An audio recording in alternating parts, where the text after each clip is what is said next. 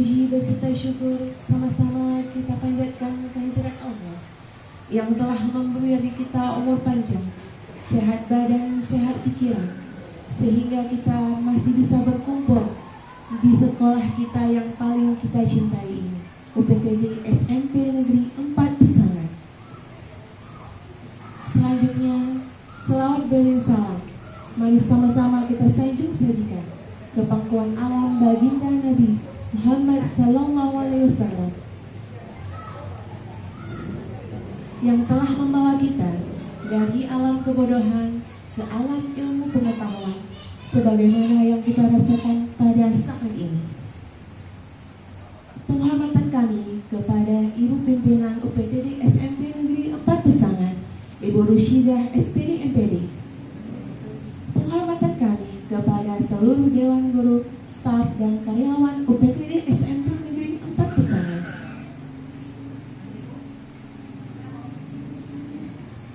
Izinkan kami menyampaikan diseminasi budaya positif di UPTD SMP Negeri 4 Pesangan. Saya, Novita Dewi SPD, calon guru penggerak Angkatan 9, dan rekan saya, Bapak Muttaqin SPD, calon guru penggerak Angkatan 9 UPTD SMP Negeri 4 Pesangan. Untuk memberkati acara kita hari ini, marilah sama-sama kita membacakan Ummul Quran.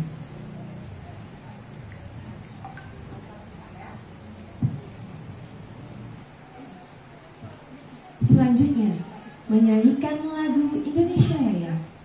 Hadirin dimohon berdiri.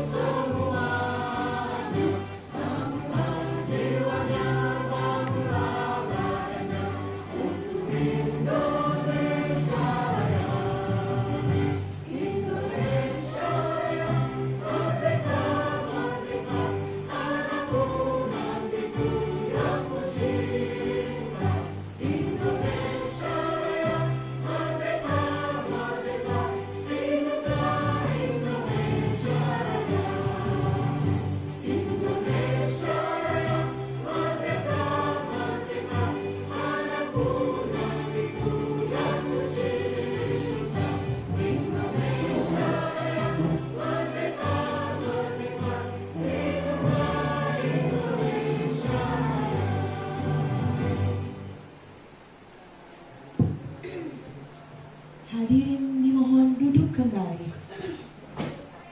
Selanjutnya, kata-kata sambutan dari Ibu Pimpinan Sekolah UPTD SMP Negeri 4 Pesangan kepada Ibu Rusyidah SPD MPD disilahkan.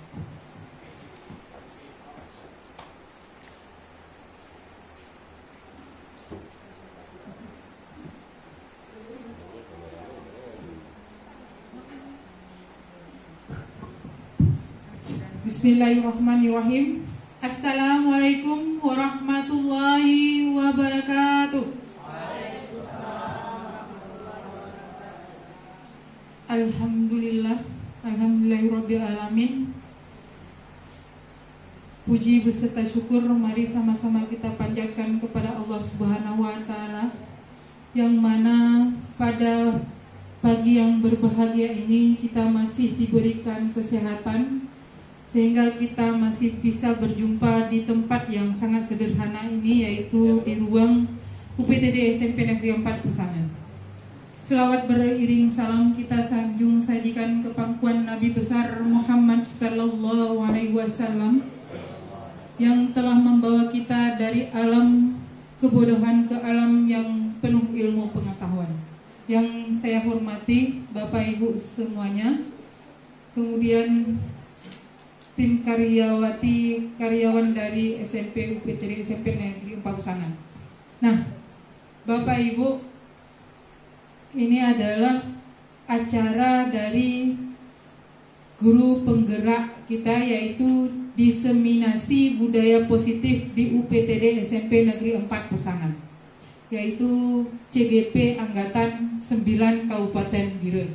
Alhamdulillah di UPTD SMP Negeri 4 Pesangan kita ada 2 CGP, yaitu Bapak Mutakin SPD dan Ibu Novita Dewi SPD.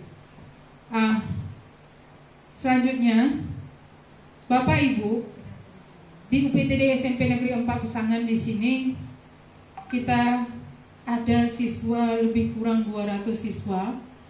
Jadi yang namanya siswa, kita harus benar-benar saling membimbing, mendidik siswa kita. Apalagi sekarang ini lagi marak-maraknya kenakalan atau salah jalan, atau namanya bully. Bully itu atau perundungan itu sebenarnya bukan hal yang baru.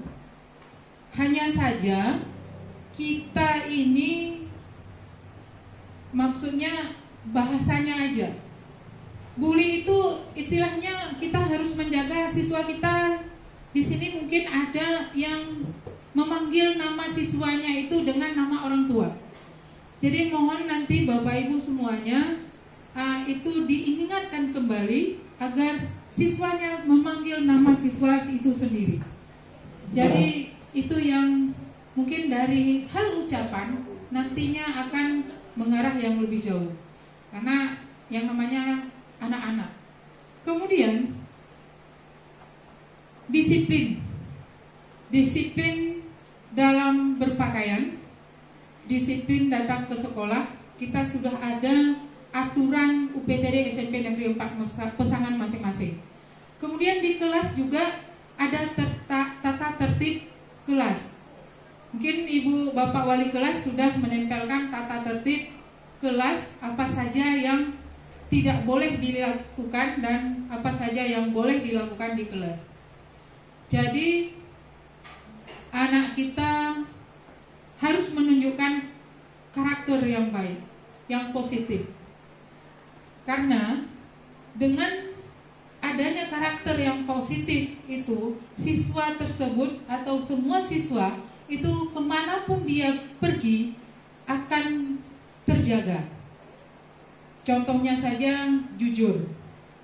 Jangan, kan ada siswa kadang suka kali dia menyembunyikan pena, pensil kawannya, baru ada, udah diambil, disembunyikan, bukan diambil untuk dibawa pulang, tapi untuk iseng-iseng dia. Itu udah sebenarnya itu sudah termasuk ke bully juga. Jadi saya kira dengan dukungan kerjasama Bapak Ibu, insya Allah UPTD SMP Negeri 4 Pesangan sudah termasuk atau istilahnya sudah aman lah, sudah tenang, dan waktu berpakaian juga sudah rapi. Alhamdulillah siswa kita sudah enak dipandang. Jadi mungkin hanya itu saja yang dapat saya sampaikan. Lebih dan kurang saya mohon maaf. Saya akhiri. Assalamualaikum warahmatullahi wabarakatuh.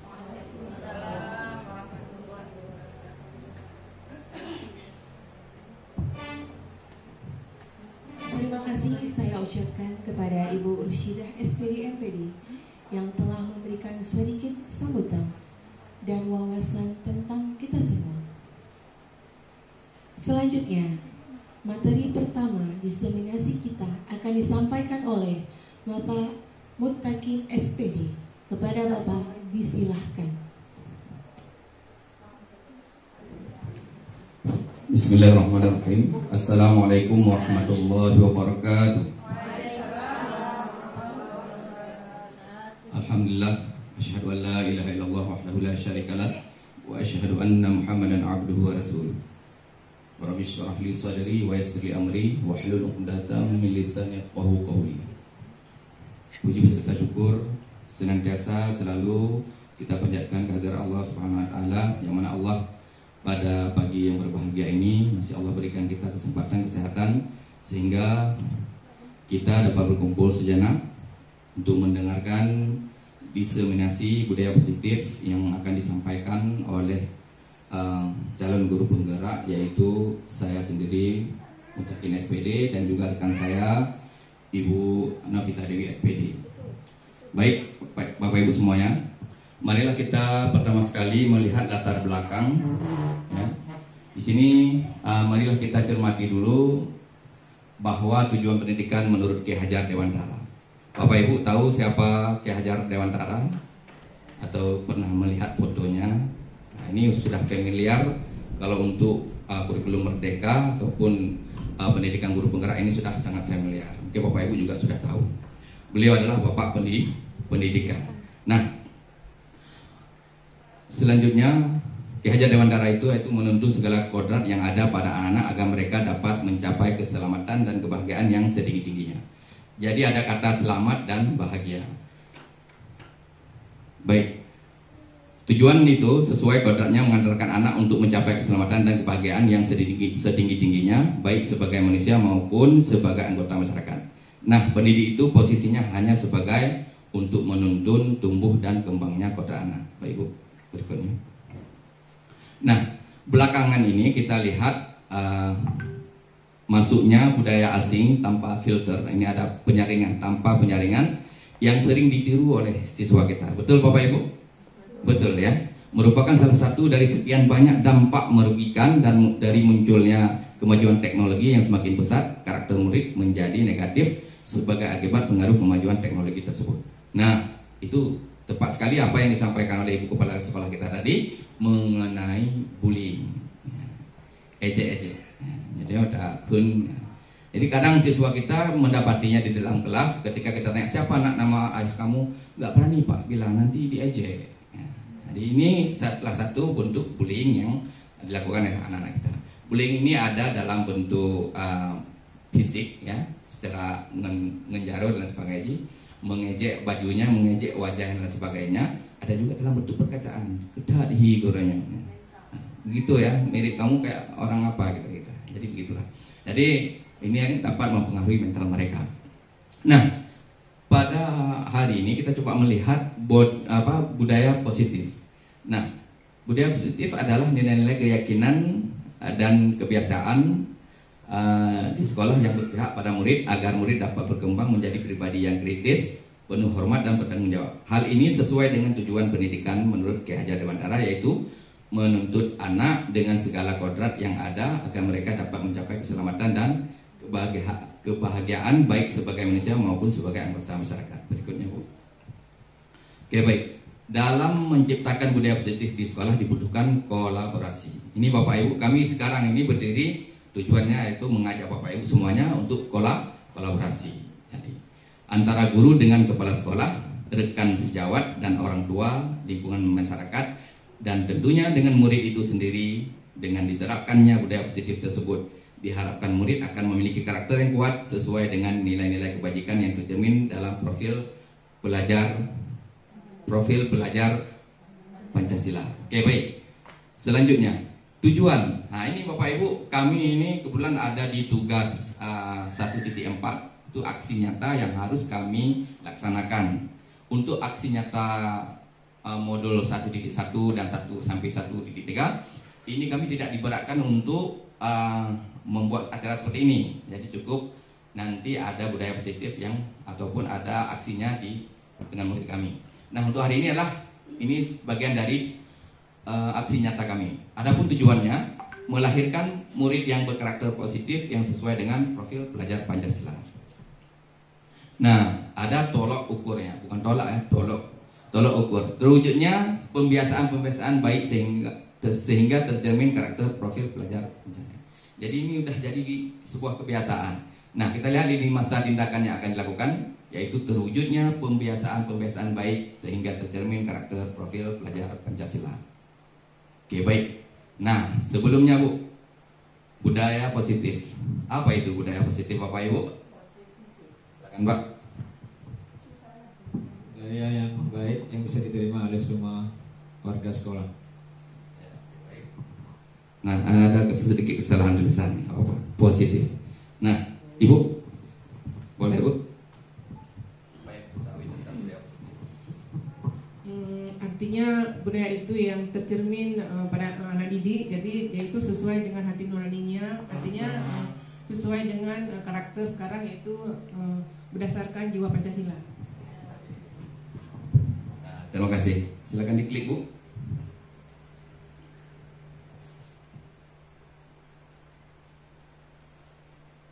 Tunggu dulu.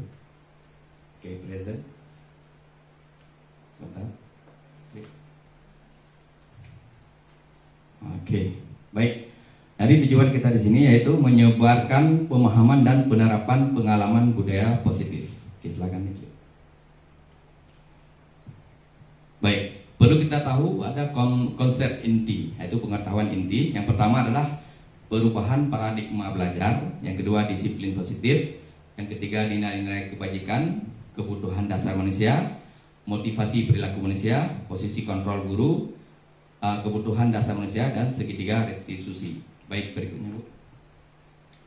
Nah, untuk yang pertama sekali pembelajaran dengan paradigma baru. Ya, kalau dulu mungkin kita memiliki cara atau sesuai dengan kurikulum yang lama. Namun sekarang kita coba perhatikan, pembelajaran dirancang berdasarkan prinsip pembelajaran berdiferensiasi.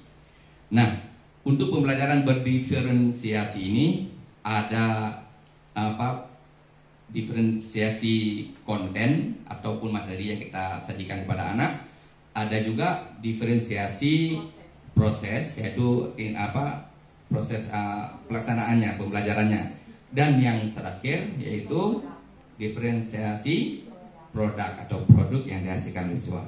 Nah, ini semua mengacu kepada gaya belajar siswa. Ada yang pertama visual, anime bunai kalian video, bunai amati gambar, baru item belajar. Mana item belajar?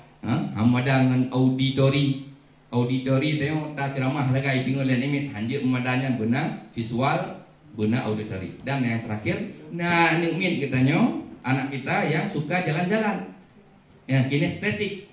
Ya, jadi harus kita pahami, jangan kita anggap siswa yang sering jalan-jalan itu dia itu siswa yang paling enggak mau diatur. Jangan begitu. Jangan berprinsip kita guru seperti itu. Tetapi ambil cara, ya. Tadi ada 3 diferensiasi itu, ada di gaya belajarnya itu dikuasai semuanya, insyaallah, ya. Dan kita ada dulu siswa bernama Munzir. Dia duduk aja santai, tapi nilai ujian dia itu ngeri, 80, 70. Anak siswa yang diam, patuh, pintar dalam kelas, tetapi hasil ujiannya 50. Coba bayangkan. Apakah itu salah? Enggak salah, memang anak itu memang cara belajarnya seperti itu. Oke, baik Bapak Ibu. Silakan Bu, boleh dilanjutkan. Nah, ini yang menjadi kendala kita, miskonsepsi tentang teori kontrol. Nah, kita berpikir ilusi guru mengontrol murid. Nah, ini yang ada berapa orang nih Bapak Ibu? Ada 2. Yang di depan lagi didorong pakai apa ini? Pistol atau apalah, yang diganggu lah, ya kan? Nah, karena yang di belakang menganggap apa? Oke, yang pertama, ilusi bahwa kritik dan membuat rasa bersalah mampu menguatkan karakter. Jadi ketika dan apakah bahwa simpulannya murid ini salah, itu sudah benar menurut kita. Ya, kamu salah, kamu selalu begitu. Ya, nggak pernah diam kalau ibu masuk, kalau bapak masuk dalam kelas. Nah, dan dia kelingan ya, begitu kita berpikir. Nah, terus berikutnya ilusi bahwa orang dewasa berhak memaksa. Karena kita guru kan dewasa, anak-anak di bawah umur kita kan. Nah, tentu kita merasa ini harus paksa anak-anak ini. Dan yang terakhir ilusi bahwa semua penguatan positif, efektif dan bermanfaat. Tapi kita yang positifnya cocok mana-mana. Tetapi ada nanti tergantung anak ya. Jadi nggak semua anak yang bisa. Oke, baik. Nah, ini sekilas Bapak Ibu baca dan kita bagikan lagi di grup ya. Oke, baik Ibu silakan. Nah, disiplin positif ini yang kita harapkan. Nah, disiplin berasal dari kata disiplina ya, yang artinya belajar. Disiplin mengacu pada disiplin diri yang memiliki tanggung jawab terhadap apa yang dilakukannya berdasarkan nilai-nilai yang diyakini. Berikutnya, disiplin positif merupakan salah satu cara penerapan disiplin yang bertujuan untuk menumbuhkan kesadaran serta memberdayakan peserta didik tanpa imbalan penghargaan atau ancaman atau hukuman ya. Jadi jangan sampai anak-anak itu berlaku disiplin karena ada imbalan dari kita. Jangan juga dia berlaku disiplin, yo dengan bapaknya Pak Agus, urang di anak kengkem yo galukah juga, nyo tapak ijab nah sebagainya kayak gitu. Dan itu kita begitu ya. Jadi jangan ada rasa paksaan dan lain sebagainya. Sebagai pendidik, tujuan kita adalah menciptakan peserta didik yang memiliki disiplin diri sehingga mereka berperilaku mengacu kepada nilai-nilai kebajikan universal dan memiliki motivasi intrinsik dalam perubahan perilaku ke arah yang lebih baik. Baik, apa yang mungkin yang sudah kita usahakan selama ini sudah bagus, cuma kita terapkan mantapkan lagi ya. Oke, silakan. Nah, nilai-nilai kebajikan tersebut ada yang pertama ya, contohnya ada profil pelajar Pancasila, ada beriman dan takwa pada Tuhan Yang Maha Esa. Ini ada di rapor kita. Pada ngisi-ngisi rapor di akhir itu ada untuk capaian sikapnya. Berikutnya ada Ibu Primary Years atau program PYP, ada toleransi, rasa hormat dan lain sebagainya. Selanjutnya ada keterampilan hidup, life skill, dapat kerja, lurus hati. Yang terakhir dapat memberikan yang terbaik dari diri. Silakan. Hujan masih Bu ya? Masih hujan dulu. Oke baik, kebutuhan dasar manusia. Manusia ini punya kebutuhan, yaitu segala sesuatu yang kita lakukan untuk mendapatkan apa yang kita inginkan. Seluruh tindakan yang kita lakukan memiliki tujuan tertentu dan semua usaha terbaik yang kita lakukan adalah dalam rangka agar kebutuhan dasar kita terpenuhi dengan baik. Silakan. Oke, ada 5 kebutuhan dasar manusia. Kira-kira Bapak Ibu punya semua? Memiliki semua kah? Yang pertama bertahan hidup. Ada? Ada nggak berbutuh nggak bertahan hidup? Caranya tentu kita harus ke sekolah, ya kan, biar dapat gaji yang honorer juga, biar ada ini, ya, biar bisa bertahan hidup juga, ya. Nah, kasih sayang dan rasa diterima. Ini ada penjelasannya di bawahnya. Ada penguasaan juga, kan harus ada kuasa kita. Kalau kita dalam kelas kita nggak ada kuasa, bagaimana? Udah serbu anak siswa kita, ya kan? Nah, nggak dihormati dan lain sebagainya. Kebebasan, tentu kita harus ada kebebasan yang dikekang, ya. Nah, setiap aturan yang ada itu didiskusikan bersama, insya Allah akan menghasilkan yang terbaik. Oke baik. Selanjutnya kesenangan, mentip aturan hana tenang, tenteh hana mangat perasaan pikiran dan sebagainya. Untuk kena adil dan sebagainya. Oke baik. Nah, motivasi perilaku manusia. Ini ada dorongan ataupun motivasi dari eksternal, dari luar. Truk dari luar katanya untuk menghindari ketidaknyamanan. Ada tidak pula tidak, tetapi tidak ke bawah. Atau tapi awai juga adalah bertubuh onda belum onda bertubuh bertajak kawannya. Ya. Jadi jangan seperti itu. Kalau memang berhalangan betul-betul berhalangan, ya. Jangan takut. Kalau sudah timbul rasa takut di dalam hati kita, takut nanti dikasih hukuman dan sebagainya. Nah, ini Bapak Ibu berarti sudah memiliki dorongan dari luar. Nah, satu lagi untuk mendapatkan imbalan penghargaan. Mak tenang, mak ikun, rumah, hayat guru yang gak banyak. Tapi awal banyak. Tapi nasabah saat koknya, hana koknya ada perlekan di saat yang dibutuhkan di tempat yang lain. Nah, jadi bukan itu. Kita gak semua menyalahkan, tapi semua mendukung. Ya, baik. Dan motivasi internal lah yang perlu kita bina, yang perlu kita pupuk ya, untuk menjadi orang yang mereka inginkan dan menghargai diri sendiri dengan nilai-nilai yang mereka percaya. Ya baik, silakan Bu. Nah, perhatikan, ada hukuman, ada konsekuensi, ada restitusi. Kalau hukuman tidak terencana, tiba-tiba kena hukuman. Ada anak-anak siswa kita begitu kan, tiba-tiba dia kena hukuman. Selanjutnya murid tidak tahu apa-apa, tahu apa yang akan terjadi, tidak dilibatkan. Bersifat satu arah, berupa hukuman psikis. masuk memotong rambut anak dan sebagainya, kan hukuman begini ya. Oke, baik. Nah, konsekuensi yang dikatakan konsekuensi terencana, ya, terencana disepakati sesuai peraturan. Ya, ada peraturan. Murid tetap dibuat tidak nyaman, sikap guru selalu memonitor murid. Yang tadi hukuman, tiba-tiba baija anime kadang isuk sepatu, hanya isuk sepatu, isuk silok. Ini dalam keadaan hujan, kita langsung menghukumnya, kan tiba-tiba itu. Ya, kan kita nggak menunggu dia beri alasan dulu, langsung kita tancap gas. Sudah. Berikutnya yang dikatakan konsekuensi itu tentu kita bertanya. Nah, kenapa anak kamu pakai sandal hari ini? Maaf bu. Di saat dia mengucapkan kata maaf bu, itu saja dia sudah mengakui kesalahannya dan menghormati kita. Terkadang kita bu mama, apa mama? Justru itu yang akan menyakiti dia dan akan diingat dia selamanya. Itu yang harus kita benar. Oke, baik, itu masuk ke dalam konsekuensi. Namun dalam hal ini pun terencana disepakati sesuai ada aturannya, tetapi murid ini dibuat tidak nyaman dia. Tidak pas bagi dia itu ya. Kayak kemarin rambutnya udah bagus-bagus ya, menurut dia udah bagus. Dibuat cuma agak tipis ya kan? Tapi ganteng-ganteng juga. Cuma maunya kita kan jangan begitu. Aturan sekolah kan harus cepat-cepat kan kayak gitulah, harap rapi lah. Karena anak salah menilai kerapian itu bagaimana. Nah, butuhlah di sini restitusi, Bapak Ibu.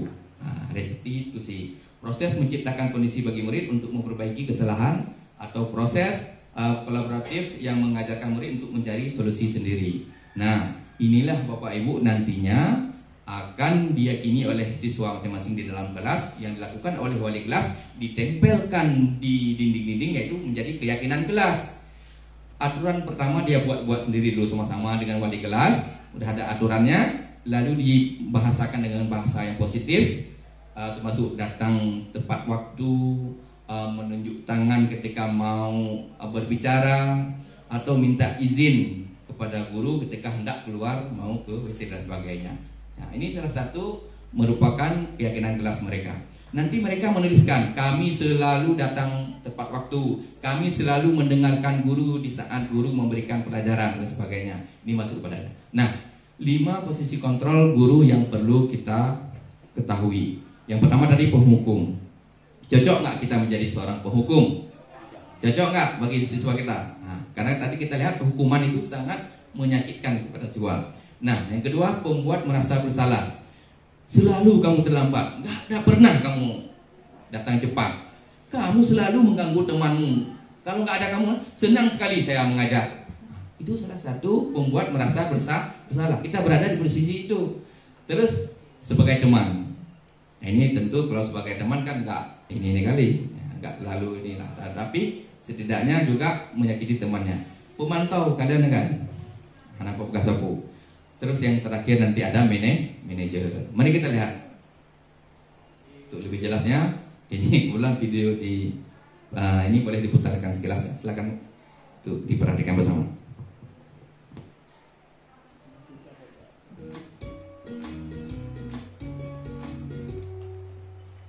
Salam bahagia Ibu dan Bapak guru hebat.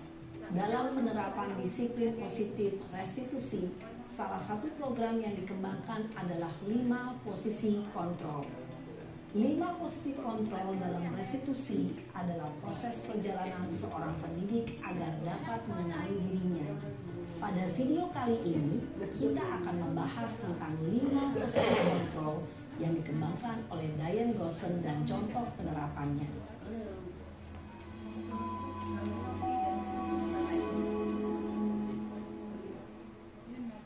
5 posisi kontrol itu adalah 1. Posisi penghukum, 2. Posisi pembuat merasa bersalah, 3. Posisi teman, 4. Posisi pemantau atau monitor, dan 5. Posisi manajer. Untuk lebih memahami kelima posisi tersebut, mari kita saksikan kasus Naren yang terlambat hadir 20 menit di sekolah dan melihat bagaimana kelima posisi kontrol dalam menghadapi masalah tersebut.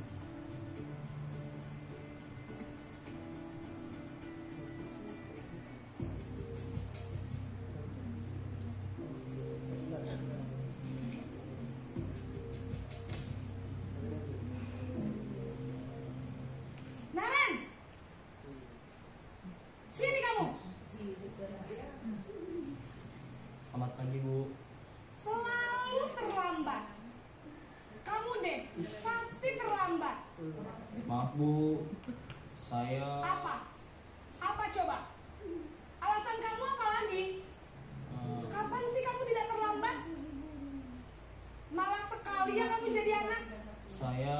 Dasar pemalas. Gak kapok-kapok sih kamu. Sudah berapa kali terlambat?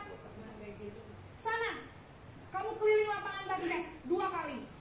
Kenapa saya harus keliling lapangan basket Bu? Kenapa?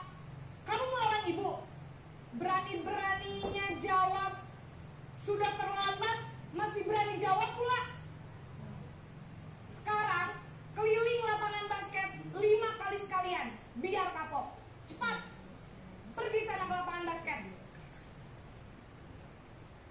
Posisi penghukum biasanya berbicara dengan nada tinggi, menghardik, menunjuk-nunjuk, menyakiti, dan menyindir. Hukuman bisa berupa fisik maupun psikis. Ibu dan bapak guru hebat. Dampak yang terjadi pada murid ketika guru berada pada posisi penghukum adalah murid cenderung akan memberontak, bahkan menyimpan dendam.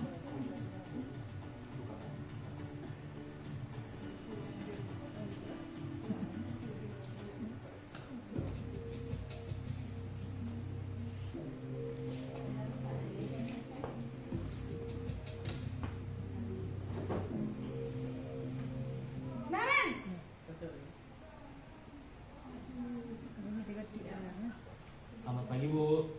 Naren, kamu kenapa terlambat lagi, nak? Ya Tuhan, Naren, kamu senang ya bikin ibu susah ya? Kalau kamu terlambat lagi, nanti ibu yang ditegur bapak kepala sekolah, nak. Disangka ibu tidak bisa membina kamu. Duh, gimana ini? Maaf Bu. Duh, Gusti Naren, kamu suka ya kalau ibu ditegur bapak kepala sekolah? Terus, sekarang ibu harus tulis apa ini di buku absen? Ini kamu sudah sering terlambat loh. Ibu harus apa coba? Maaf Bu. Maaf sekali. Ya sudah, lain kali jangan bikin ibu susah lagi ya nak ya. Ibu tidak akan kuat lagi kalau kamu begini terus. Bisa jantungan kalau ibu tegur bapak kepala sekolah.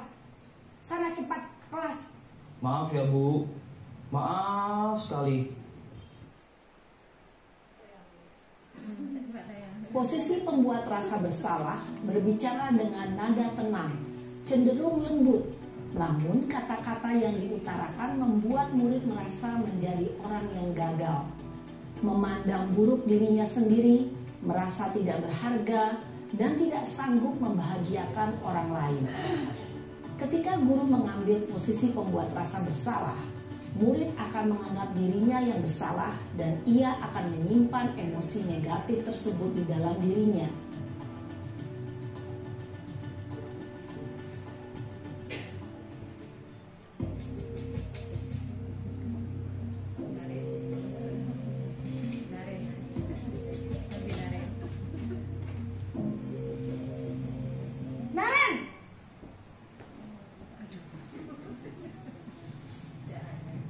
Selamat pagi Bu. Wah, sudah jam berapa ini nak? Terlambat lagi ya sayang. Iya Bu. Habis ibu saya lupa bangunkan saya Bu. Kamu malah menyalahkan ibu kamu. Kamu bukannya anak yang larinya paling kencang. Kok terlambat sih? Iya Bu. Saya memang terlambat bangun tadi. Jadi biarpun saya lari kencang, tetap gak kekejar Bu. Ya sudah sana. Nanti lain kali larinya lebih kencang lagi ya. Biar gak terlambat lagi. Bikin seneng ibu. Demi ibu. Bisa kan? Bisa lah Bu. Ya sudah sana masuk kelas. Ibu beresin urusan absen kamu. Kamu ini ada-ada saja. Dalam posisi teman, guru berbicara dengan nada suara ramah, akrab, cenderung bersenda gurau untuk menjaga suasana tetap santai. Murid akan merasa senang, aman, dan akrab dengan guru. Identitas yang tercipta adalah identitas sukses atau berhasil. Namun, perlu diingat, karena ini masih dorongan eksternal, maka ada faktor ketergantungan dari murid kepada orang tertentu. Di sini guru absennya, sehingga di lain waktu murid bisa berperilaku baik, namun hanya kepada orang-orang tertentu saja.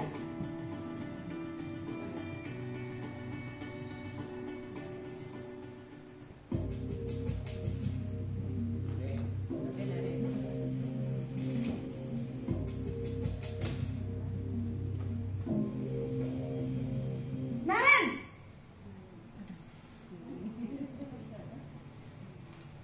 Selamat pagi, Bu. Naren, apa peraturan sekolah kita tentang jam berapa kita harus masuk sekolah, nak? Kita harus di sekolah jam 7, Bu. Iya, betul. Sekarang sudah jam 7.20. Naren sudah tahu konsekuensinya jika terlambat hadir. Paham, Bu.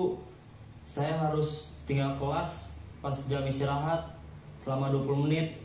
Iya, benar. Konsekuensinya demikian. Jadi nanti jam 9.30 pas istirahat, kamu harus tinggal di kelas, kerjakan tugas tambahan untuk ketertinggalan kamu, ya? Baik, Bu. Posisi pemantau mengandalkan penghitungan atau data untuk mengontrol murid. Guru mengarahkan murid berdasarkan peraturan dan konsekuensi. Seorang pemantau menunjukkan bahasa tubuh dan ekspresi wajah yang datar dan cenderung formal.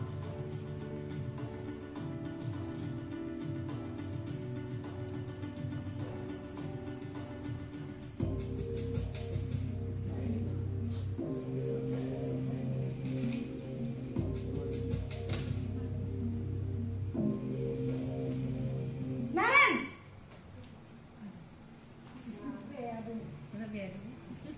Selamat pagi, Bu. Selamat pagi, Naren. Maaf, Bu. Saya terlambat. Iya, sekolah masuknya jam 7, sekarang sudah jam 7.20. Jadi sekarang bagaimana ini, Naren? Maaf, Bu. Saya lupa setel alarm saya semalam. Baiklah, menurut kamu, keyakinan sekolah yang mana yang perlu kamu tingkatkan? Menghargai diri sendiri dan orang lain mungkin ya, Bu. Setuju. Jadi, apakah Naren meyakini prinsip saling menghormati tersebut? Iya, Bu. Saya meyakininya. Apakah Naren bersedia memperbaiki masalah keterlambatan ini? Bersedia, Bu. Bagaimana kamu akan perbaiki masalah keterlambatan ini? Saya akan coba untuk tidak lupa menyetel alarm saya, Bu. Baik, kalau Naren lupa menyetel alarm di rumah, ada orang yang kira-kira bisa bantu mengingatkan tidak? Ada, Bu. Kakak saya, Kak Emma. Ada lagi selain Kak Emma? Selain Kak Emma, ada ibu saya. Baik, jadi yang mengingatkan Naren adalah Kak Emma dan ibu kamu ya? Kira-kira akan mulai setel alarm kapan nih, Naren? Setelah pulang sekolah, akan segera saya lakukan. Baik, jadi Naren akan setel alarm untuk bangun besok pagi dan akan diingatkan oleh kakak dan ibunda Naren ya. Ada lagi yang mungkin perlu dilakukan, Naren, agar tidak terlambat bangun lagi? Tidak ada, Bu. Baik, Naren, terima kasih untuk kerjasama kamu. Sekarang kamu perlu kembali ke kelas untuk belajar. Baik, Bu. Terima kasih. Posisi manajer adalah posisi kontrol yang disarankan untuk membimbing murid memiliki sikap disiplin yang positif, yaitu murid yang mandiri, bertanggung jawab, dan dapat memecahkan masalah.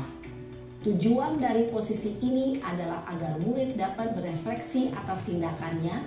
Guru akan dengan tulus memberikan pertanyaan-pertanyaan bermakna, sehingga membuat murid dapat belajar dari kesalahannya dan mencari sebuah solusi untuk menyelesaikannya. Ibu dan bapak guru hebat, setelah mengamati adegan kelima posisi kontrol tadi, kira-kira posisi mana yang paling ideal? Posisi mana yang dapat menunjang motivasi intrinsik murid? Ya, tentu posisi manajer. Posisi ini memang posisi ideal yang ingin dituju setiap pendidik. Pada posisi inilah guru dapat menerapkan disiplin positif yang berpihak pada murid, yang memerdekakan murid. Perjalanan seorang pendidik tentunya tidak mudah untuk sampai pada posisi seorang manajer. Namun, tujuan kita pasti, yaitu menciptakan murid-murid yang mandiri, merdeka, dan bertanggung jawab. Semoga penggambaran 5 posisi kontrol yang telah diperlihatkan ini dapat menjadi ajang refleksi bagi kita semua, agar dapat terus mengasah dan menerapkan disiplin positif yang memerdekakan murid. Mari terus berlatih dan bersemangat. Selamat menerapkan. Salam dan bahagia Ibu dan Bapak Guru hebat. Alhamdulillah. Baik Bapak Ibu, 5 dari kelima posisi kontrol tadi berarti yang perlu kita hindari adalah posisi kontrol sebagai penghukum, karena itu akan menyakiti siswa kita. Dan yang kedua, posisi pembuat merasa bersalah. Jangan seperti itu, kita rubah. Dan paling tidak kita bisa jadi teman mereka, paling tidak.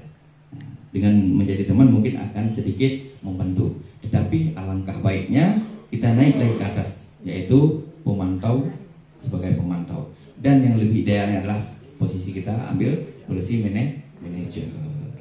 Bapak Ibu insya Allah mungkin sudah tercerahkan. Oke Bu, klik yang ini ESC boleh? ESC. Oke, coba diklik ke depan. Oke. Klik. Di present dulu, present. Klik. Nah ini sedikit contoh dari kami yang coba kami terapkan, cuma suaranya mungkin agak bising. Di awalin.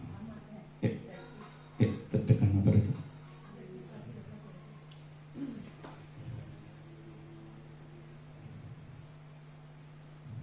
Enggak maju ya. Oke. Klik.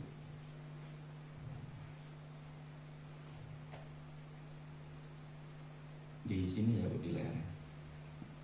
Klik. Lagi. Oke. Klik.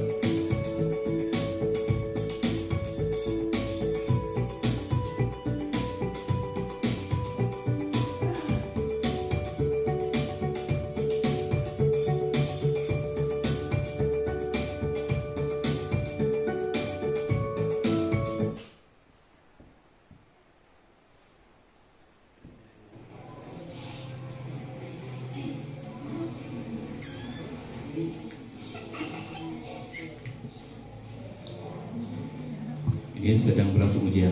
Tidak, satu orang sedang menyontek. Ya, guru mulai.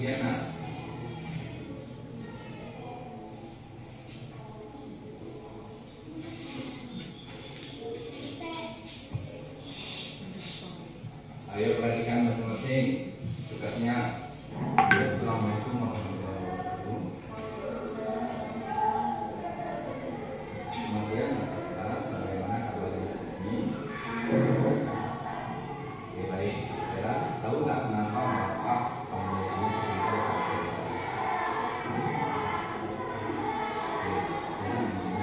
tadi kan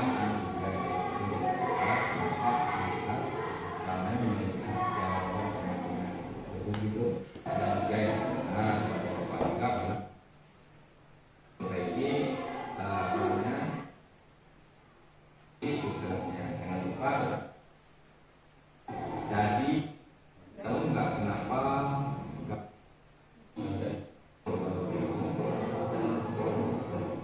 masih tadi belakang tadi ada dua kasusnya. Pertama, siswa menyontek dan dipanggil oleh guru, dilakukan restitusi. Ini siswa terlambat. Ya. Namun tidak ada kata-katanya kok kendala dan sebagainya, nggak ada di situ. Persilakan mereka masuk dulu. Nanti setelah selesai ujian baru dipanggil. Nah, di sini ditanya dulu kenapa telat kan? Nah, Kita mendengarkan apa alasan siswa dulu. Baru nanti kita tayangkan apakah terlambat itu sebuah pelanggaran ataupun memang keyakinan yang dilanggar atau apa. Nah, akhirnya mereka nanti mencari solusi sendiri. Ya, oke, baik, coba dipercepat. Depan lagi. Terus ke depan di akhir aja. Oke. Klik. Depan lagi. Sikit lagi. Oke. Sikit lagi. Oke. Geser dulu ke belakang. Oke. Assalamualaikum warahmatullahi wabarakatuh. Saya merasa senang tadi berbicara sama Pak Hakim. Saya tidak akan bercanda lagi karena itu perbuatan yang tidak baik dan tidak sesuai dengan keyakinan kelas saya. Saya sendiri akan memperbaikinya. Saya tidak akan menyampaikan lagi sehingga menjadi orang yang jujur. Terima kasih. Assalamualaikum warahmatullahi wabarakatuh. Assalamualaikum warahmatullahi wabarakatuh. Saya senang saya bicara sama Pak Hakim. Saya tahu cara berbagi kesalahan saya agar bukan kesalahan kepada Allah, sehingga saya mempunyai komitmen dan punya waktu yang disepakati sesuai keyakinan kelas saya yang sudah disepakati. Terima kasih Pak Hakim. Assalamualaikum warahmatullahi wabarakatuh.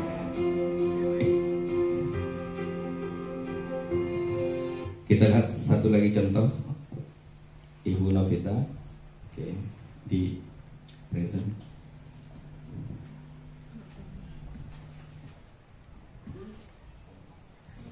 Assalamualaikum warahmatullahi wabarakatuh. Perkenalkan, nama saya Novita Dewi SPD, JDP Angkatan 9, instansi UPTD SMP Negeri 4 Pesangan.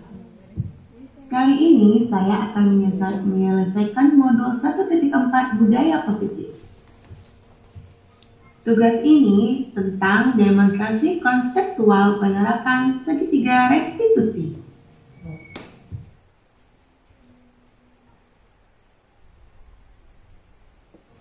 Segitiga restitusi sendiri merupakan suatu proses dialog yang dijalankan guru atau orang tua agar dapat menghasilkan murid yang mandiri dan bertanggung jawab.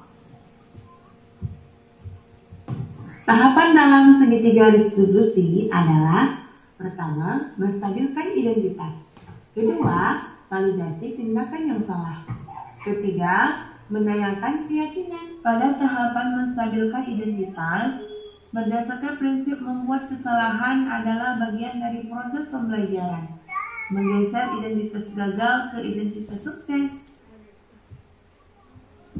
Pada tahapan validasi tindakan yang salah, berdasarkan prinsip setiap perilaku berupaya memenuhi kebutuhan tertentu, guru akan bergeser pemikiran stimulus respon menjadi proaktif. Mengenali dan mengakui kebutuhan murid akan memperbaiki hubungan dengan murid. Yang terakhir, menanyakan keyakinan.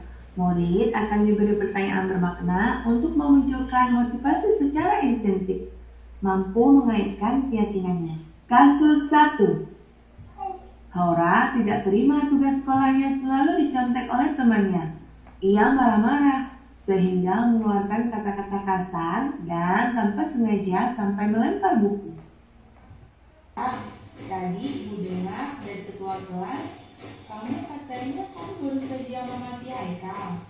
Iya Bu, hari saya kesel. Haikal selalu menjadi tugas saya. Oh begitu, ya wajarlah jika kamu marah ke Haikal. Jika Ibu di posisi kamu, pasti Ibu akan melakukan hal yang sama. Iya Bu. Lalu apa yang kamu lakukan untuk Haikal? Saya marah-marah. Saya maki-maki Haikal dan tanpa sadar saya melempar buku ke atas Haikal.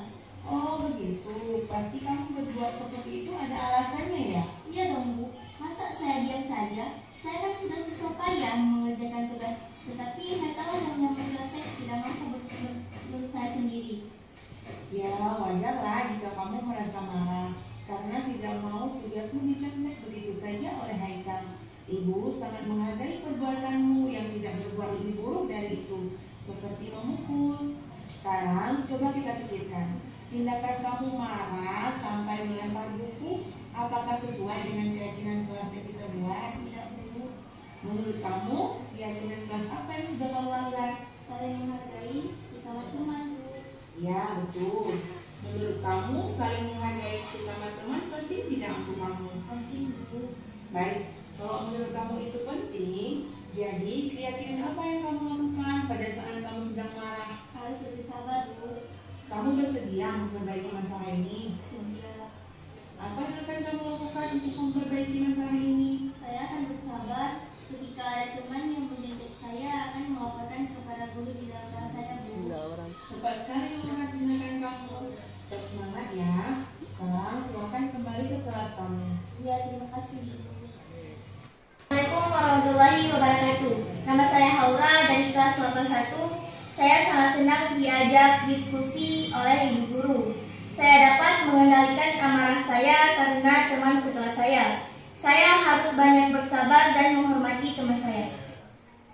Kasus 2. Azhari sering datang terlambat, sehingga banyak mata pelajaran yang ketinggalan.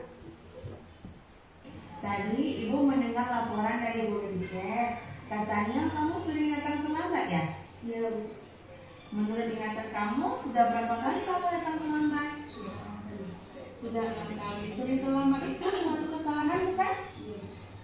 Baik, Azhari, membuat kesalahan itu manusiawi. Semua orang pasti pernah melakukannya. Yang terpenting bisa belajar dari kesalahan dan berusaha untuk memperbaikinya. Setuju? Mari kita cari solusinya bersama ya. Azhari sering datang terlambat pasti punya alasannya. Apa alasan Azhari sering datang terlambat? Saya sering begadang, Bu. Saya main HP, jadi pulang tidur. Kamu tahu keyakinan kelas yang telah kita sepakati? Tahu, Bu. Kalau datang terlambat ke sekolah sesuai tidak dengan keyakinan kelas yang kita buat? Tidak, Bu. Ya, menurut kamu keyakinan kelas apa yang sudah kamu langgar? Disiplin. Menurut kamu disiplin itu penting tidak untuk kamu? Penting, Bu. Karena bisa datang ke sekolah tepat waktu dan bisa menghargai waktu. Betul, menghargai waktu itu penting dan sangat bermanfaat untuk kita. Seperti kita dapat menghargai orang-orang yang ada di sekeliling kita. Pekerjaan menjadi tidak menumpuk dan dapat melatih rasa kepedulian. Ya, Bu, saya menyesal sering terlambat. Saya berjanji akan tidur cepat agar tidak terlambat. Baik, Azhari, kamu sudah menemukan solusinya. Dan ibu akan bekerjasama dengan orang tuamu agar kamu tidak datang terlambat lagi ke sekolah. Sekarang silakan kembali ke kelasmu. Terima kasih, Bu.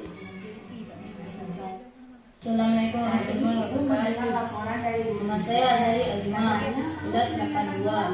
Terima kasih, Ibu Guru. Saya sudah diajak.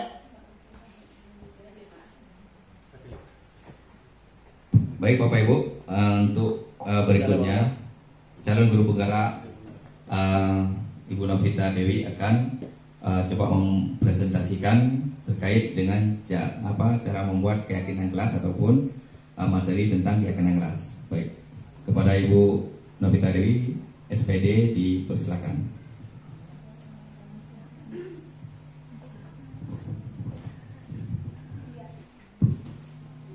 Baik, Assalamualaikum warahmatullahi wabarakatuh. Waalaikumsalam warahmatullahi wabarakatuh. Saya lanjutkan kembali tentang mengapa keyakinan kelas bukan peraturan kelas. Ada yang tahu? Mengapa bukan? Mengapa keyakinan kelas bukan peraturan kelas? Karena setiap keyakinan mungkin sudah ada peraturannya di sekolah kelas. Harus yakin. Bagus sekali Bapak Mustafa. Bagaimana menurut Ibu Noviasari? Kita tanya ya. Mengapa keyakinan kelas, Bu ya? Jadi kalau anak-anak itu yakin akan kebersamaannya, kemudian punya rasa tanggung jawabnya, otomatis mungkin itu juga sudah merupakan sebuah peraturan dari kelas tersebut.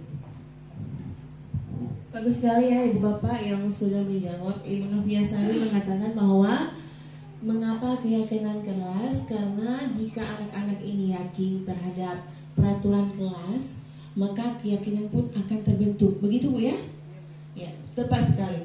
Karena keyakinan kelas ini merupakan bagian dari peraturan kelas. Peraturan kelas bagian dari keyakinan kelas yang sudah kita sebagai guru dan siswa membuat sama-sama. Nah, di dalam kelas, sebelum masuk ke dalam pembelajaran, terlebih dahulu kita membuat keyakinan kelas yang bisa kita rancang berdasarkan diskusi bersama siswa.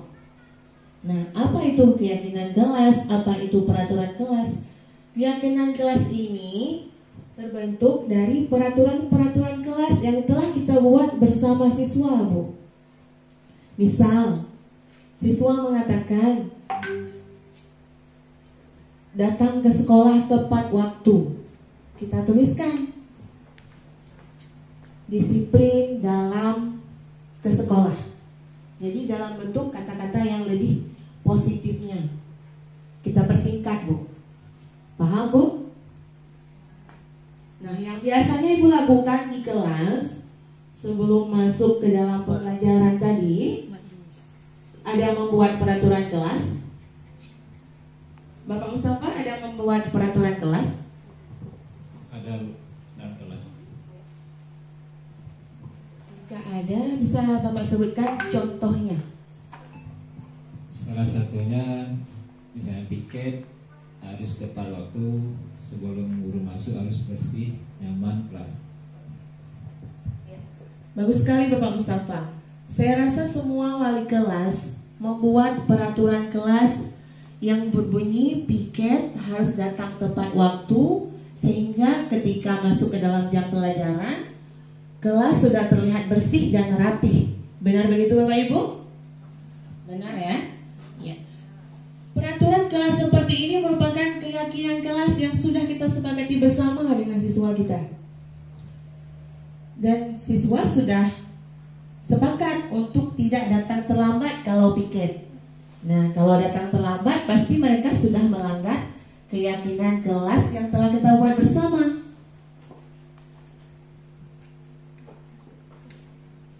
Pembentukan keyakinan kelas bersifat abstrak. Dia umum dan bebas. Bebas maksudnya di sini siswa dan guru bisa menentukan sendiri keyakinan kelasnya. Tidak ada harus sama dengan kelas lainnya misalnya.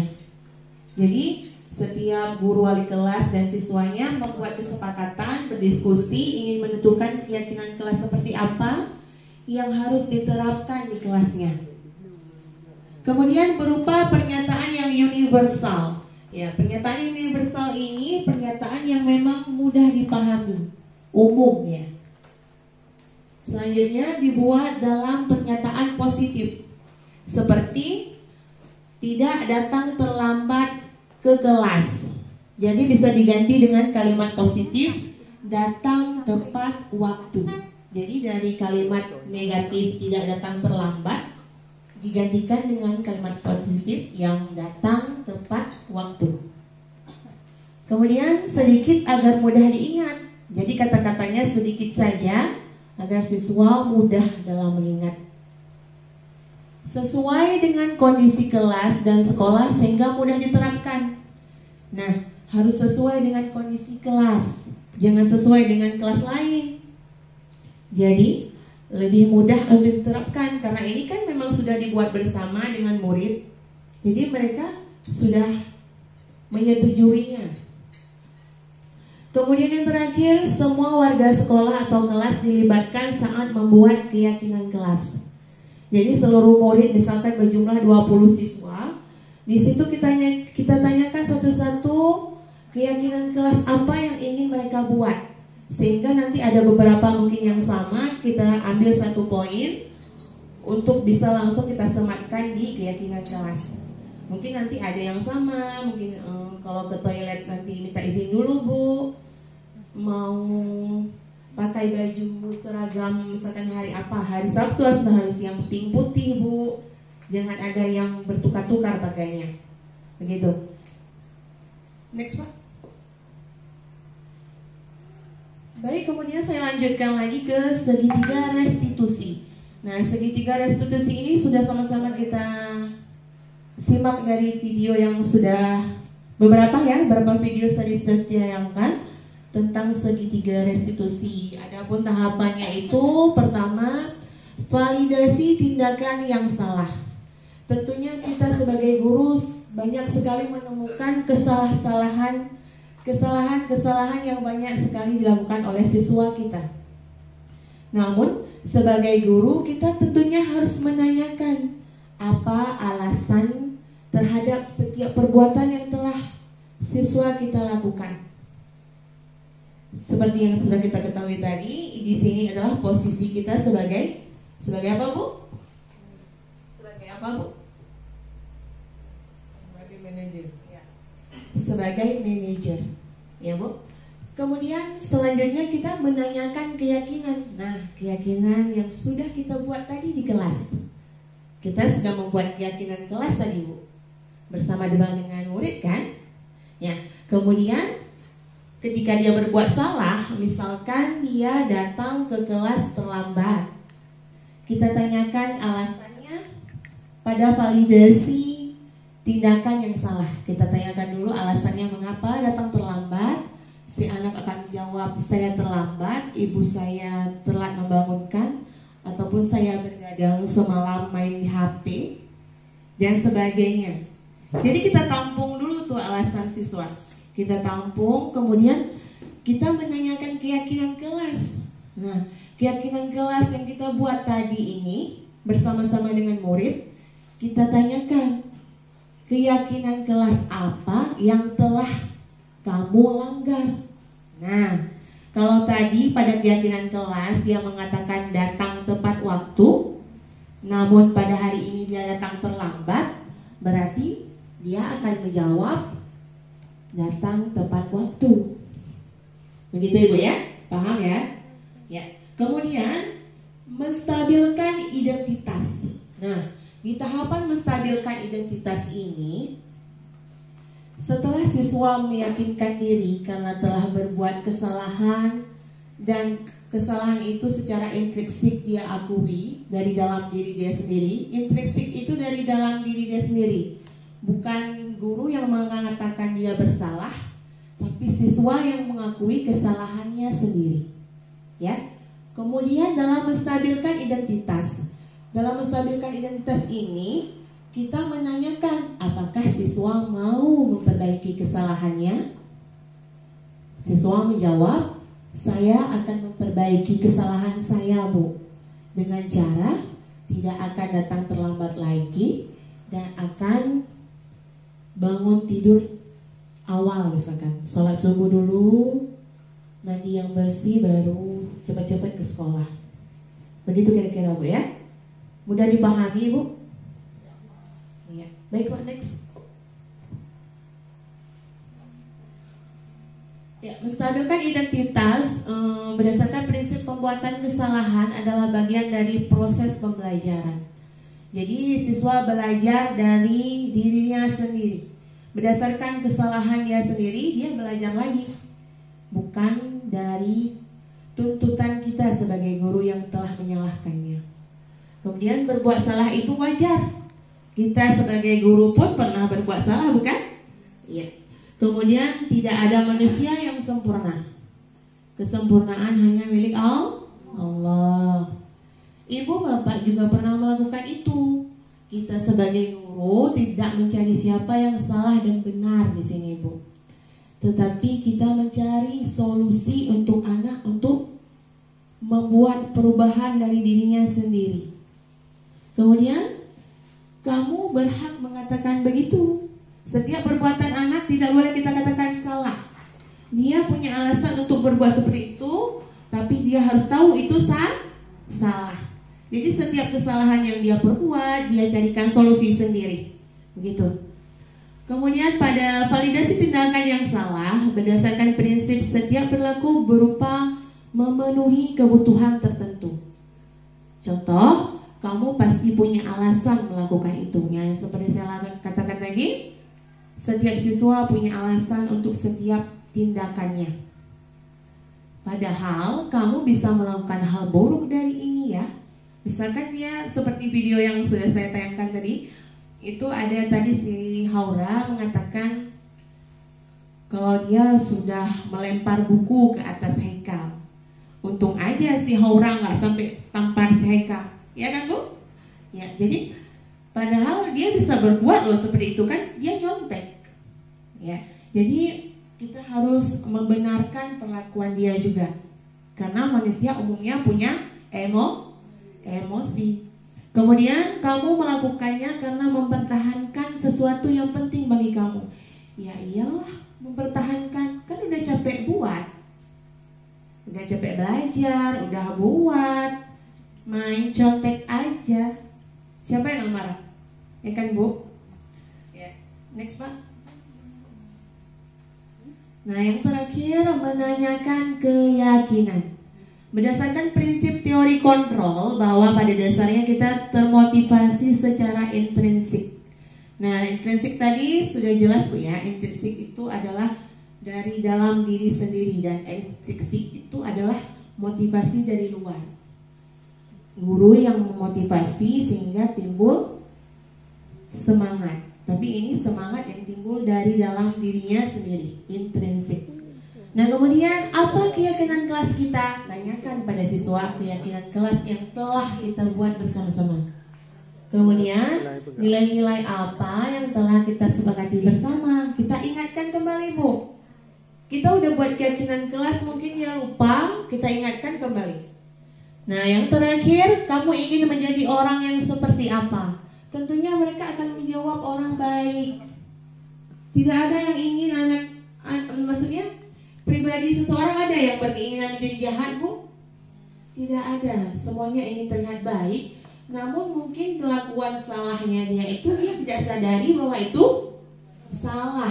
Makanya kita harus mengembalikan lagi, kita remind lagi pemikiran dia tentang keyakinan kelas yang sudah sama-sama kita buat. Next Pak, masih ada? Oke, selesai ya. Dan untuk pertemuan kita hari ini mungkin hanya sampai di sini Bapak ya. Saya akhiri, terima kasih atas semua perhatian, kesempatan dan waktunya di saat hujan seperti ini Bapak sudah bersedia berkumpul untuk mendengarkan hal-hal baik. Sebenarnya ini sangat berguna untuk kita semua.